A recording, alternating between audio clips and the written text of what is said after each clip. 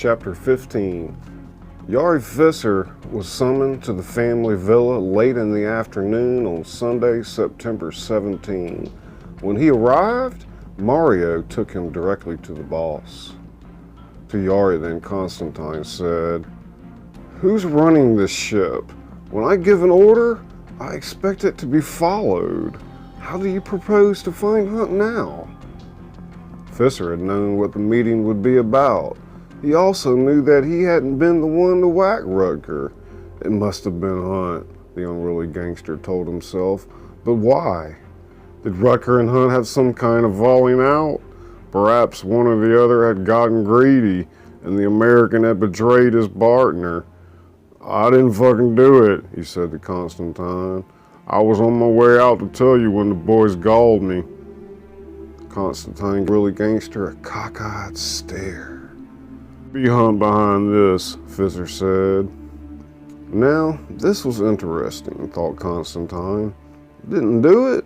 What was he talking about? Of course he did. Who else? But wait, was Yari telling the truth? He seemed to be. The furrows between his brows were taut. Constantine decided to follow along. "Well, it very well could be," he said. "Never mind Rutger then. I called in some real muscle, Jean St. Pierre. He should have something for us soon." "St. Pierre," Visser said, biting his lower lip. "Yes," Constantine said. "We'll see if someone around here can do a job with precision." Several hours later, Constantine played chess with an old Hungarian. The Zeeland boss had hired the foreign tutor to cultivate his skills on the finer points of the game.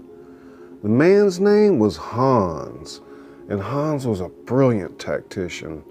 When the match began, Constantine said to himself, "Today, it's my turn to win." As the game progressed, Constantine pictured his pieces on the board as the underlings of his organization. Little by little, he found himself in difficult situations. One by one, his pieces began disappearing off the board, reminding him first of Roosevelt, the sacrificial pawn. When Constantine lost his rook, his thoughts turned to Yanni Visser, Yari's younger brother. Then his knight bit the dust, but hit on the expediter. Ivar van Lowy came into full view. Finally, when Hans captured his last bishop, Constantine thought about losing Rutger Finesse, his best earner. What would his next move be? As he stared at the pockmarked face of the Hungarian, Constantine moved his queen in for the kill. "Your move, old-timer," he said to Hans, who smoked a Monte Cristo from the box on the Sicilian's desk. "Checkmate," said the Hungarian. When he saw what occurred, Constantine gulped. In a slow-witted moment of frustration, the Sicilian stood from the table, toppled his king with his index finger, ripped the Monte Cristo from the seer's mouth, and said, irately, "Why can't I beat you?" Quoting Plato, the Hungarian cerebrally advised, "There's a victory and defeat. The first and best of victories, the lowest and worst of defeats that each man gains or sustains at the hands not of another, but of himself." Constantine stared at the old man, perplexed, and said, "I don't understand." The old chess wizard just laughed and replied, "Exactly."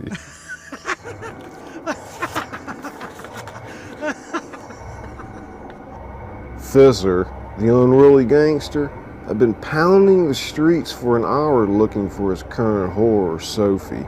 He found her in the back at the checkpoint, hanging out with some weed tenders. She never saw him coming, for if she had, she would have curtailed her flirtation with the mobsters around her. "I'll break her fucking neck," he said inwardly, seething. Of course, the men around her treated her like any everyday whore. No big deal, it wasn't their fault. They were doing what they were taught, regardless if they knew that she was his whore. She wasn't supposed to be there, not like this, not unless he told her to be there. And she knew better than to hang out in the checkpoint anyway. Fisher suspected that she might be looking for another sponsor, and that wasn't going to happen. Sophie Strange enjoyed the attention she received from the men. These guys were much different from Yari. They weren't total bastards. They praised her and tried to talk her into showing them her private parts. She had one of her nipples out, showing off her latest piercing when she heard, "Bitch, get your fucking ass over here." It was Yari, and he was pissed.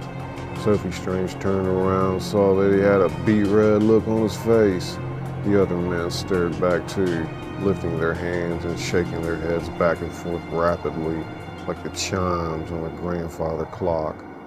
A few patrons turned to check in on the commotion, but most ignored the all too familiar scene. Sophie Strange reluctantly got up out of her chair and shuffled over to Yari. The unruly gangster grabbed her by the arm and whispered in her ear, "I ought to beat the living shit out of you right fucking now." And like any pimp would be expected to do, he pushed her out the door and marched her down the sidewalk, cussing over her shoulder. "I thought I told you to stay out of the fucking pubs." "I was just having a drink, Yari." Sophie Strange stumbled in her high heels. "I was on my way back from the market." She showed him the groceries in her carry bag. "Get the fuck down the road and don't think twice about looking back." On the cobblestone street, the prostitute's high heels clomped. "Can we slow down? My feet are killing me." "Shut the fuck up and keep moving, bitch. You ready to suck some fucking cock when we get back to the flat?" Back at the house on Tolanstraat, Fisher said, "I got one thing to say. Because Rutger's dead, I'm not gonna make a big deal out of you fucking that cocksucker. But if you ever fuck one of the boys again, you're done." "I don't guess you had anything to do with Rutger getting killed then." Fisher almost belted her for asking such a question. "Someone beat me to it, but the dumb bastard got what he deserved." Later that Saturday night while Yari partied in the Centrum, Sophie Dubois couldn't get her mind off Rutger. Sleep was out of the question. She'd done way too much coke for that, and she couldn't help thinking about how she had fucked up her life by aligning herself with Yari. She felt in her heart that Yari had killed Rutger. She blamed herself, and she wanted to pack her things up that very instant, leave Ternosian forever. She quickly succumbed to reason, however. There was nowhere to go because she was a whore, plain and simple, who needed her pimp. No white knights existed in her world. There must be a way out of this madness. When Agostino Macarino found out about Rutger's murder, he knew that he was wrapped up in a dangerous game. He liked his American friend, he really did, but he kept asking himself, is it worth dying over? And it was after he'd asked himself this question a dozen times that he remembered the hashish hidden in the wall behind his bed. Hunt had given him the dope, and with it the chance at a new beginning. For this reason and this reason alone, he wanted to help Hunt. He owed it to the American. Plus, he still hadn't found a buyer for the 80 kilos yet. But, and this was the big question sticking out in his mind, was Hunt mixed up in something more than the money? Something far bigger? The expediter's death was unavoidable, that was obvious.